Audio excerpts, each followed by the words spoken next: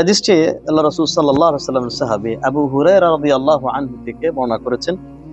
আল্লাহ রাসূল সাল্লাল্লাহু আলাইহি ওয়াসাল্লাম বলেন, মান সামা রমাদানা, যে ব্যক্তি রমাদান মাসের সিয়াম রাখলো, সিয়াম পালন করলো, ঈমানান, কিসের সাথে? ঈমানের সাথে, যার মধ্যে ঈমান থাকবে। অর্থাৎ সে এই সিয়ামটি যে আল্লাহর পক্ষ থেকে ফরজ করা হয়েছে, এই বিষয়ের প্রতি তার ঈমান থাকতে হবে। এটা একটা ফরজ বিধান, এই বিষয়টি কোনো ধরনের টালবাহানা করা যাবে না। এটা যে আল্লাহর পক্ষ থেকে এটা ফরজ করা হয়েছে, এই বিষয়টির প্রতি তার কি থাকতে হবে? ঈমান থাকতে হবে। এবং সেই নিজেও আল্লাহর প্রতি এবং অন্যান্য আরকানুল ঈমানের প্রতিও তার কি থাকতে হবে?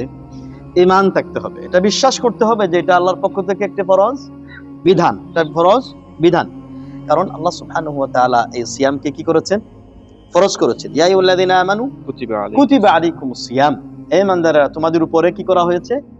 কুতিবা বিমানা ফরিদা, তোমাদের উপরে ফরজ করা হয়েছে। তাহলে এই সিয়ামটা, রমাদান মাসের সিয়ামটা কি ফরজ, রমজান মাসের সিয়ামটা ফরজ। তাহলে মান সামা রমাদানা, কেউ যদি এই রমাদান মাসের সিয়ামটা ঈমানের সাথে, অর্থাৎ বিশ্বাস করবে এটা আল্লাহর পক্ষ থেকে একটি ফরজ বিধান, আল্লাহর পক্ষ থেকে একটি ফরজ বিধান, এই বিশ্বাস রেখে সিয়াম পালন করবে ওয়াহতিসাবান। এবং এই ওয়াহতিসাবানের অর্থ দুটি অর্থ হতে পারে।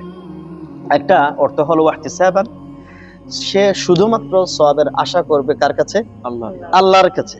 শুধুমাত্র সওয়াবের আশা করবে কার কাছে? আল্লাহর কাছে। মানে এই সিয়াম রাখার ক্ষেত্রে প্রতিদান, পুরস্কার পাওয়ার আশা রাখবে কার কাছে? দুনিয়ার কোনো মানুষের কাছে আশা পোষণ করবে না, দুনিয়ার কোনো ব্যক্তির কাছে আশা পোষণ করবে না, কেবলমাত্র আল্লাহকে সন্তুষ্ট করার জন্য সিয়াম পালন করবে।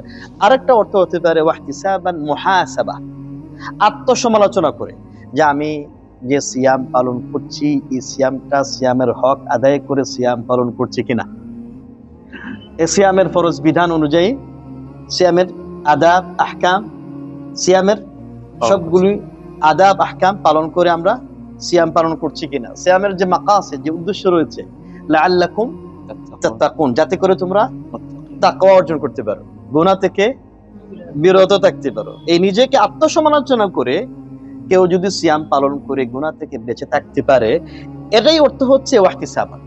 গফিরা লাহু মা তাকাদ্দামা মিন যামবিহি, ওই ব্যক্তির গফিরা লাহু, তার মাফ করে দেওয়া হবে, মা তাকাদ্দামা মিন যামবিহি, আগের যতগুলি গুনাহ আছে, আগের যতগুলো গুনাহ আছে সবগুলোকে কি করে দেওয়া হবে?